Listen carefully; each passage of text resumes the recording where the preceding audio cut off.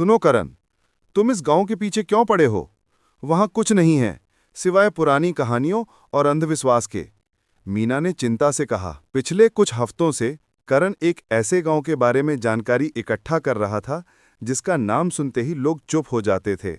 वो गांव शिवपुर कई सालों से रहस्य में डूबा हुआ था। मीना, यही तो मेरी पहली बड़ी खबर हो सकती है। लोग कहते हैं कि वहां हर साल कुछ लोग गायब हो जाते हैं और पुलिस भी कुछ नहीं कर पाती। गांव के बाहर एक पुराना श्रापित कुआं है जहां से रात में अजीब आवाजें आती हैं, करण ने उत्साह से कहा। उसकी आंखों में एक पत्रकार की चमक थी जिसे एक बड़ी खोज का इंतजार था। यह सब सिर्फ कहानियां हैं करण, मुझे डर लगता है, प्लीज वहां मत जाओ। मीना की आवाज में एक अजीब सी उदासी थी। डरने की कोई बात नहीं, रवि मेरे साथ है, वो विज्ञान पर विश्वास करता है, मैं नहीं। अगले दिन करण और रवि अपनी पुरानी जीप में शिवपुर की ओर निकल पड़े। रास्ता उबड़-खाबड़ और घना जंगल वाला था। सूरज डूब रहा था और पेड़ों की छायाएं भयानक रूप ले रही थीं। करण, तुमने ये सब क्यों शुरू किया? ये सब कहानियां बकवास हैं। कुछ अदृश्य शक्ति जैसी कोई चीज नहीं होती। हर घटना के पीछे कोई ना कोई तर्क होता है। रवि ने वैज्ञानिक तर्क देते हुए कहा। हाँ, तर्क। और मेरा तर्क ये कहता है कि इस गांव में कुछ तो है जो लोग छिपा रहे हैं और मैं उसे खोज निकालूंगा। गांव में पहुंचते ही एक अजीब सी शांति महसूस हुई। गलियां सुनसान थीं और दरवाजे बंद थे। दूर दूर तक कोई इंसान नहीं दिखाई दिया। केवल एक बूढ़ा आदमी जो एक पेड़ के नीचे बैठा था उनकी तरफ देख रहा था। उसके चेहरे पर गहरी झुर्रियां थीं और आंखें लाल थीं। यहां कोई क्यों नहीं है? करण ने पूछा। रात होने वाली है, सूरज डूब गया है, अब तुम दोनों को भी चले जाना चाहिए, बूढ़े ने धीमी कांपती आवाज में कहा।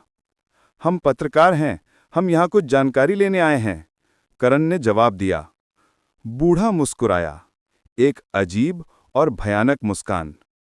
कुछ जानकारी? यहां तो अंधेरा है जो सब निगल जाता है और तुम इस अंधेरे का इंतजार कर रहे हो।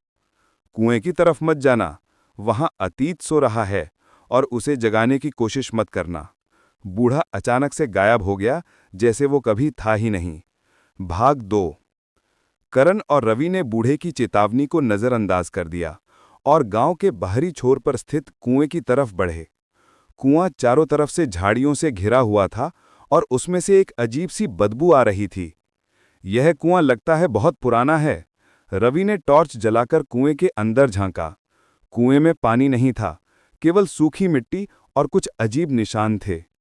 तभी करण को पास की एक पेड़ पर कुछ खुदा हुआ दिखाई दिया। ये कुछ पुराने शिलालेख थे जो शायद किसी प्राचीन भाषा में लिखे गए थे। ये क्या है? करण ने पूछा। ये कोई भाषा नहीं है, ये प्रतीक हैं, एक बहुत पुराने अनुष्ठान के। रवि ने ध्यान से देखा। ऐसा लगता है कि यहाँ कुछ बलिदान किया गया था, सदियों पहले। तभी उन्हें कुएं के अंदर से एक धीमी फुसफुसाती आवाज सुनाई दी, जैसे कोई उनका नाम ले रहा हो। सुनो, तुम्हें कुछ सुनाई दिया? रवि ने पूछा। हाँ, कोई हमें बुला रहा है, करण ने डरे हुए अंदाज में कहा। अचानक जमीन हिलने लगी और कुएं के चारों ओर की मिट्टी में दरारें पड़ने लगीं और उनमें से एक भयानक काली धुंध जैसी चीज निकलने लगी। वो धुंध उनकी तरफ तेजी से बढ़ने लगी। चलो, यहां से चलते हैं, रवि चिल्लाया। वे भागने लगे। भागते भागते उन्हें एक पुराना टूटा हुआ मंदिर मिला। वे मंदिर के अंदर छिप गए। मंदिर के अंदर भी वही बूढ़ा साधु बैठा था। वह उन्हें देख रहा था। उसकी आंखें लाल थीं। तुम आ ही गए, मैंने कहा था, अतीत को मत जगाओ, बूढ़े ने कहा। ये सब क्या है? वो धुंध क्या थी? करण ने पूछा। वो धुंध नहीं है, वो एक सत्य है, इस गांव का सत्य। सैकड़ों साल पहले यहां एक भयानक महामारी फैली थी। लोग मर रहे थे। गांव के लोगों ने एक दुष्ट आत्मा का आह्वान किया और उससे अपनी जान बचाने के लिए एक वादा किया। वादा ये था कि वो हर साल उन्हें एक व्यक्ति का बलिदान देगा। बलिदान? किसका? रवि ने पूछा।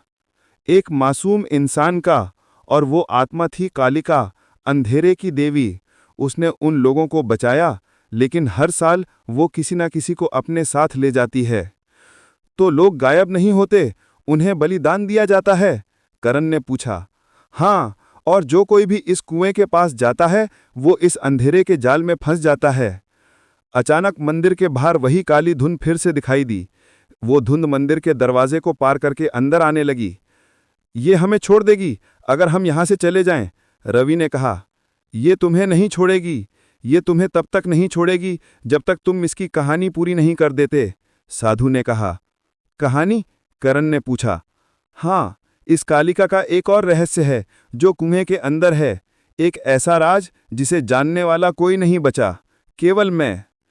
बूढ़े साधु ने उन्हें एक पुरानी जर्जर किताब दी जिस पर वही प्रतीक बने थे जो कुएं के पास थे। ये किताब सिर्फ एक कहानी नहीं है, ये एक अनुबंध है इस गांव और कालिका के बीच का।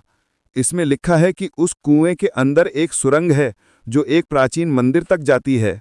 उस मंदिर में एक ऐसा दर्पण है जो अतीत और भविष्य दोनों दिखाता है, और उस दर्पण में ही इस गांव का पूरा राज छिपा है।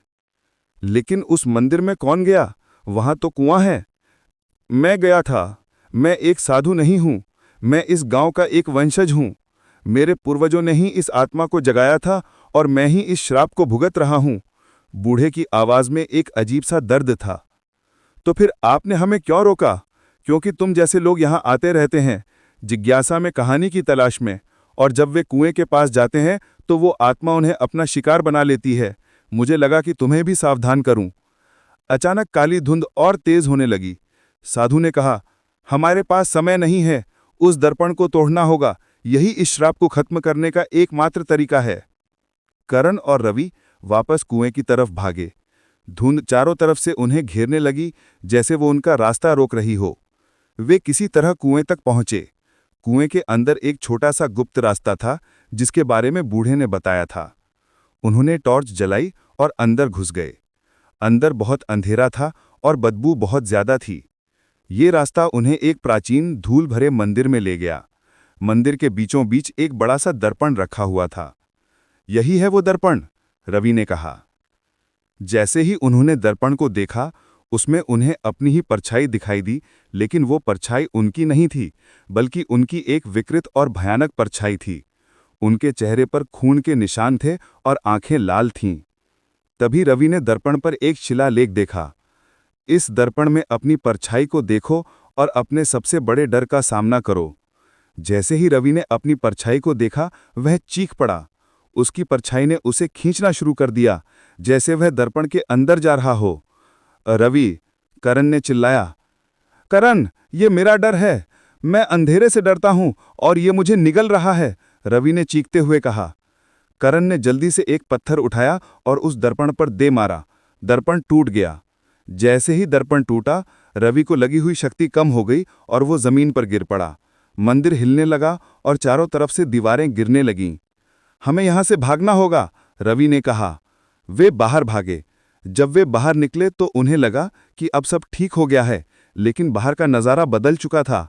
गांव में कोई नहीं था और जो कुछ भी वहां था वो सिर्फ खंडहर थे। ये क्या हुआ? करण ने पूछा। ये सब भ्रम था, सब कुछ अंधेरे की कल्पना थी, लेकिन उस दर्पण में कुछ तो था जो सच था। तभी उन्हें एक धीमी, भयानक हंसी सुनाई दी जो चारों तरफ से आ रही थी। वो काली धुंध फिर से आ गई और इस बार वह पूरी तरह से एक भयानक, विकृत रूप में बदल चुकी थी। उसकी लाल आंखें थीं और उसके हाथ लंबे और नुकीले थे। तुमने मेरा खिलौना तोड़ दिया। ये आवाज एक बच्चे की तरह थी, लेकिन भयानक थी।